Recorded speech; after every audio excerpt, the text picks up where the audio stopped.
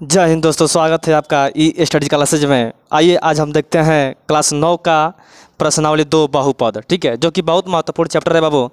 बहुपद में हम सबसे पहले देखेंगे एक पदी बहुपद क्या होता है, द्विपदी बहुपद क्या होता है, त्रिपदी बहुपद क्या होता है और शून्य बहुपद क्या होता है, ठीक है। समझिए, बहुपद का मतलब क्या होता है, जिसमें बहुत सारा पद हो। जैसे मान लीजिए यहाँ पर है एक पदी बहुपद, तो जिसमें केवल एक पद हो, जिसमें केवल क्या हो, एक पद हो, जिसमें केवल एक पद हो, उसको हम क्या बोलेंगे, एक पदी बहुपद। एग्जाम्पल की बात करते हैं, जैसे मान लीजिए हम कहें दो, ये देखिए दो अकेला है तो ये एक पदी हो गया, ठीक है। बात कर रहे हैं 3x का, ये भी देखिए इसमें एक ही पद है। फिर बात कर रहे हैं मान लीजिए 6x², क्या बाबू 6x², ये सब क्या है, एक पदी बहुपद है। क्या है, एक पदी बहुपद है। फिर बात करते हैं हम द्विपदी बहुपद क्या होता है, तो द्विपदी का मतलब दो होता है, जिसमें दो पद हो, जिसमें क्या हो, दो पद हो। जैसे में मान लीजिए एग्जाम्पल हम ले 8 - का 2x, 8 - का 2x, देखिए एक पद और ये दो पद है ना। फिर बात करते हैं 6x⁴ और प्लस का 2x, देखिए दूसरा पद हो गया, ये एक पद और द्विपद, इसको क्या बोलेंगे, द्विपदी बहुपद। क्या बोलेगा, द्विपद। एक और एग्जाम्पल लेते हैं, मान लीजिए y⁴ का 4, ये भी क्या है, द्विपदी बहुपद, क्योंकि इसमें दो पद है, ठीक है। बात करते हैं त्रिपदी बहुपद बाबू। त्रिपदी का मतलब क्या होता है, जिसमें तीन पद हो, जिसमें तीन पद हो उसको हम क्या बोलेंगे, त्रिपदी बहुपद।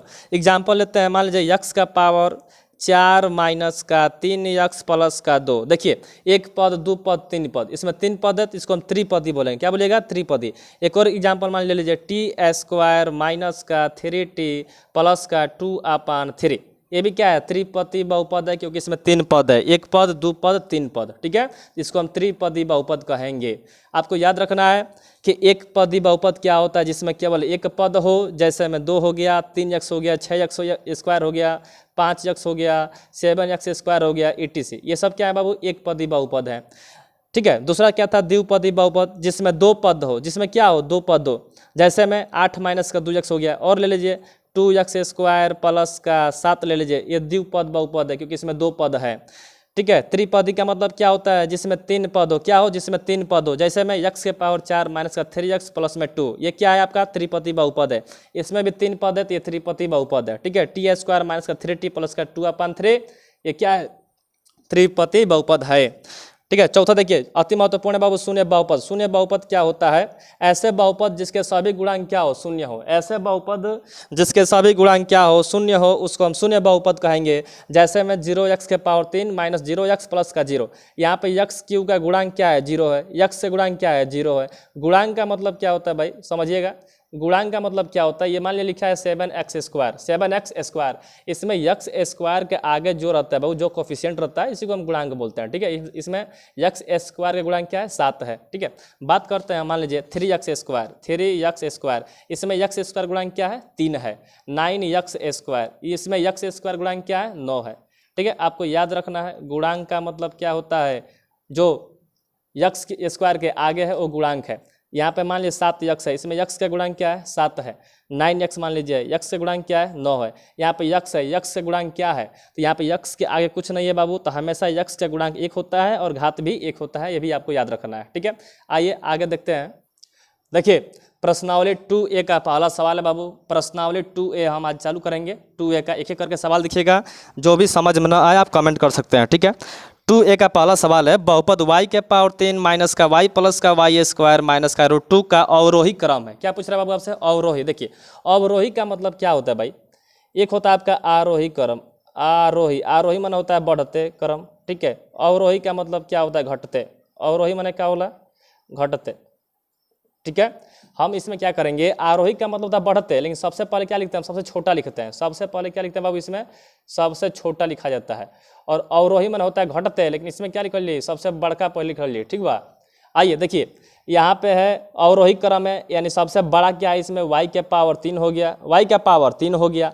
अब पावर 3 से छोटा क्या है, y² लिख देंगे। 2 घात के बाद क्या था बाबू, यहाँ पे y का 1 घात है, तो माइनस का y हो गया, फिर माइनस का करनी में 2 हो गया, ये आपका आंसर हो गया, ठीक है। आपको याद रखना है कि अवरोही का मतलब होता है घटते क्रम, लेकिन सबसे क्या लिखेंगे, सबसे पहले बड़का लिख ले, ठीक बा। फिर दूसरा क्या है, आरोही। आरोही माने क्या होता है, बढ़ते। सबसे पहले क्या लिखेंगे हम, छोटा लिखेंगे, यानी छोटका लिख ले, ठीक बा। आइए 2 नंबर सवाल देखिए। 2 नंबर है यहाँ पे कि बहुपद x⁴ प्लस का 2x² प्लस का 3x प्लस का 7x⁴ है प्लस में यक्स का पावर 3 है, प्लस में 1 है। कह रहे बाबू आरोही क्रम लिखिए। क्या लिखना है जी?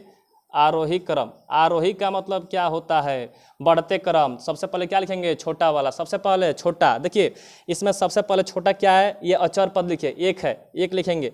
1 के बाद से क्या है जी? यक्स के पावर 1 है, यहाँ पे 3 हो जाएगा।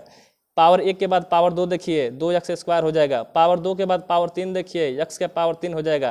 3 से बड़ा क्या है? 4 है, यक्स के पावर 4। फिर 5, यक्स के पावर 5।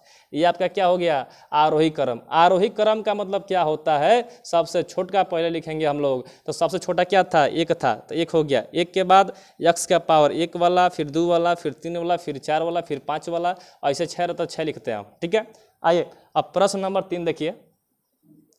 3 नंबर क्या है? निम्नलिखित में बहुपद नहीं है। लीजिए, कह रहे बहुपद नहीं है। यक्स स्क्वायर प्लस का 5x प्लस का 6। दूसरा दिया है बाबू y के पावर 5 प्लस का 7y। और तीसरा ऑप्शन दिया है रूट में x प्लस का 2x। और 4 नंबर ऑप्शन है x माइनस का 5। बताना है कि इसमें कौन सा बहुपद नहीं है। तो आप थोड़ा सा समझिएगा कि बहुपद नहीं कब होगा? जब यक्स का पावर, ध्यान दीजिएगा कि जब यक्स का पावर नेगेटिव में रहे, जैसे में यक्स का पावर -1/2, और इस कंडीशन में रहेगा तो बहुपद नहीं होगा। अगर यक्स का मान रूट में रहेगा फिर भी बहुपद नहीं होगा। अगर यक्स भिन्न में रहेगा बाबू तभी बहुपद नहीं होगा। ये आपको याद रखना है।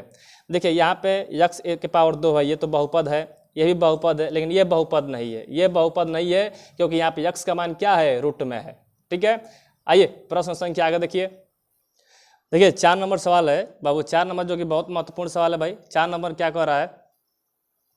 देखिए 4 नंबर है, कौन सा बहुपद है? कौन सा बहुपद आपको बताना है, इसमें से कौन सा बहुपद है, कौन सा बहुपद नहीं है।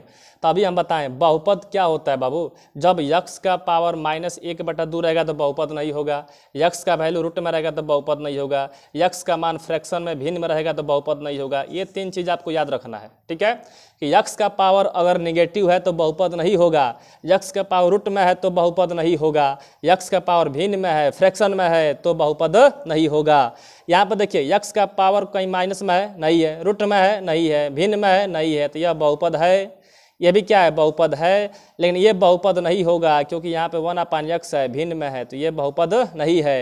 ये भी बहुपद नहीं है क्योंकि यहाँ पे क्या दिखाई दे रहा है? रूट में यक्स दिखाई दे रहा है। ठीक है, आइए आगे सवाल देखिए। चौथा का बाबू, चौथा का यहाँ पे है यक्स स्क्वायर प्लस का 1/x², फिर इंटू यक्स स्क्वायर माइनस का 1/x²। इसको भी हल करेंगे तो ये बहुपद नहीं होगा। ये बहुपद है क्योंकि यक्स का पावर न भिन्न में है न नेगेटिव में है। ठीक है, तो ये बहुपद होगा। ठीक है, फिर ये बहुपद होगा, ये भी बहुपद है। इसको आप हल करेंगे, यक्स प्लस 4 है, ध्यान दीजिएगा, यक्स प्लस का 4 है और यक्स प्लस का 5 है। इसको हल करेंगे बाबू तो यक्स का यक्स में गुना करेंगे तो यक्स स्क्वायर होगा, प्लस यक्स का 5 में गुना करेंगे तो 5x होगा, प्लस 4 का यक्स में गुना करिएगा तो 4x होगा, और प्लस का 4 × 5 होता है 20।